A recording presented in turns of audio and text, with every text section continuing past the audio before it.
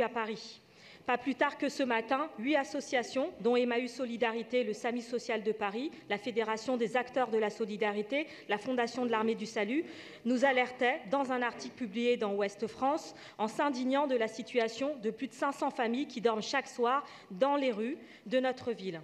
Ces associations dénoncent la décision du préfet d'attendre l'arrivée du grand froid pour ouvrir la totalité des places prévues par l'État pour l'hébergement des sans-abri pendant l'hiver, alors que ces places sont actuellement libres. Fin octobre, le ministre du Logement, Julien Denormandie, avait pourtant annoncé qu'en plus des 146 000 places d'hébergement d'urgence ouvertes toute l'année, jusqu'à 14 000 places seraient mobilisables entre le 1er novembre et le 31 mars, dont 7 000 en Île-de-France. Pour les associations, cette gestion au thermomètre de l'hébergement qui laisse des locaux vides quand des milliers de personnes et enfants dorment dehors est intolérable. Et j'ajoute que cela met la santé de ces personnes vulnérables en danger. Notre inquiétude monte quand on apprend que 1 200 places d'urgence en hôtel pour les familles en demande d'asile seront supprimées par une baisse du budget alloué en Île-de-France pour 2020. J'en profite pour rappeler que le groupe écologiste de Paris, déjà interloqué par la situation en septembre dernier, avait déposé un vœu au Conseil d'octobre pour demander à la ville d'interpeller l'État et la région pour qu'ils participent à la création de logements sociaux supplémentaires de type PLAI pour répondre aux besoins urgents de logements en Île-de-France, en particulier pour les familles, et afin de désengorger les centres d'hébergement d'urgence et les hôtels sociaux. Que la ville augmente le nombre de places d'hébergement dans le cadre de l'aide sociale à l'enfance à destination des femmes enceintes et des familles à la rue, notamment en mobilisant les espaces et locaux appartenant à la ville, et que la ville sollicite le préfet pour la réquisition avec attributaire des espaces et locaux vacants depuis plus de 12 mois et appartenant à une personne morale afin d'y loger au plus vite les familles sans abri. Le nombre d'appels au 115 a été multiplié par 3 en 3 ans. Le dispositif d'hébergement est saturé depuis longtemps. Dans le nord-est parisien, en particulier dans le 19e arrondissement, sur la porte d'Aubervilliers, nous avons toujours des campements d'exilés avec des familles. Il est donc urgent d'agir, car il est inadmissible de laisser cette situation perdurer. Je vous remercie. Merci Fatoumata Koné. Je donne la parole à Dominique Versini pour vous répondre. Merci Monsieur le maire, mes chers collègues, chère Fatoumata Koné. Je suis tout à fait d'accord avec vous. Nous sommes confrontés à une situation humanitaire inédite où des familles en situation de rue se retrouvent sans solution puisque le SIAO laisse sans réponse d'hébergement 1300 personnes en famille chaque nuit.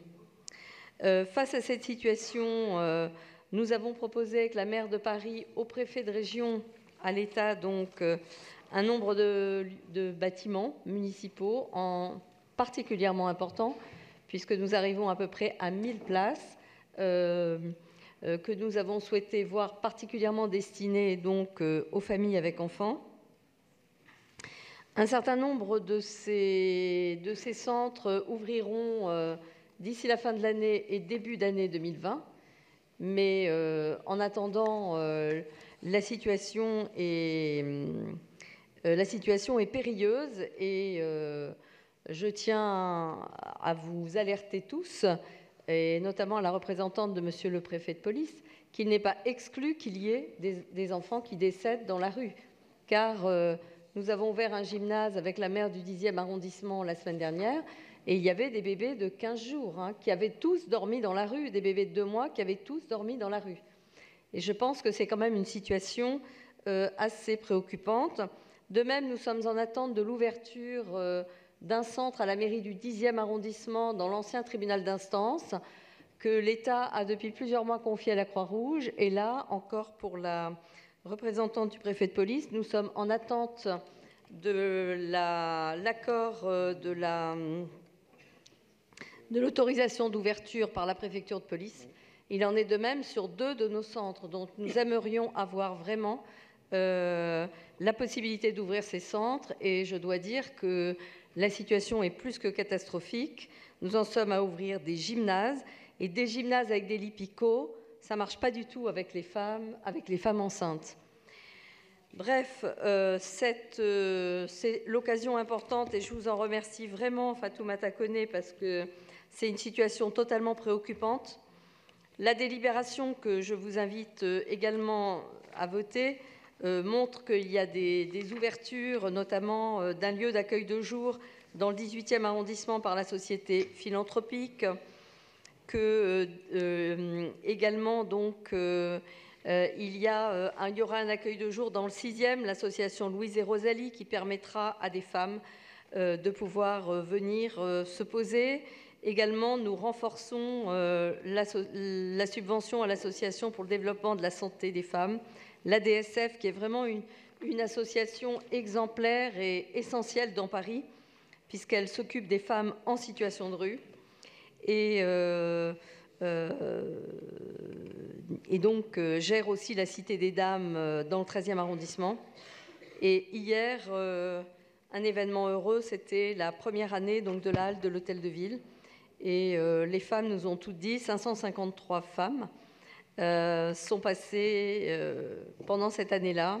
Beaucoup sont sorties avec des situations, avec des solutions d'hébergement de plus longue durée.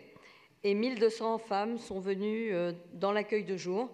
Et tout ont dit combien ce lieu qui est consacré aux femmes, avec un personnel majoritairement féminin, et un moment de paix pour elles qui leur permet de sortir de la rue, de sortir de la violence et de se projeter dans l'extérieur. Et donc, je pense que nous devons continuer à développer la création de haltes pour les femmes en situation de rue. Voilà, je vous remercie. Merci Dominique Versini. Je mets aux voix le projet de délibération d'ASS 266. Qui est pour, qui est contre, qui s'abstient, il est adopté. Nous examinons le projet de délibération d'ASS